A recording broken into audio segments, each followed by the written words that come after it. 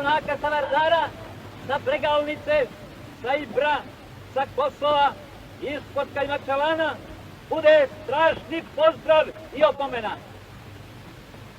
Vaše reči istorijski su teške, jer ste ih izrekli vi, najdostojniji sa našega juga. Vi, prekaljeni i prečišćeni u ognju rata. Vi, ratnici koji ste temelj ove države. Ratnici Južne Srbije, kao jedan od onih koji su imali sreću da stariji od vas po vojničkom činu, ali drugovi po srcu, budu godinama rame uz rame sa vama.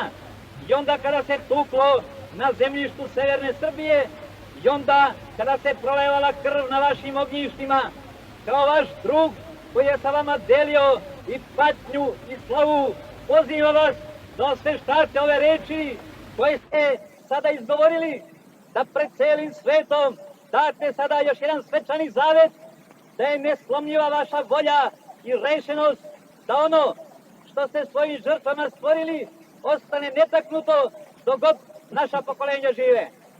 Ratni drugovi, dignite u vis ruke! Izrecite sada svi ovaj zavet. Zavetujemo se da ćemo ostati uvek kakvi smo bili, nepomirljivi prema neprijatelju, smeli u borbi, bezobzirni u čuvanju onoga što smo stekli na krvavim bojnim poljima. Zavetujemo se da bezbednost današnjih granica Kraljevine Jugoslavije netaknutu očuvamo, da za kralja i otadžbinu uvek i poslednju kap krvi prolijemo. Tako nam Bog pomogao. Pozivam vas da svoga uzvišenoga vođu pozdravite na kraju svoga zaveta iz punog srca, vojnički trokrato. Živeo njegov veličanstvo!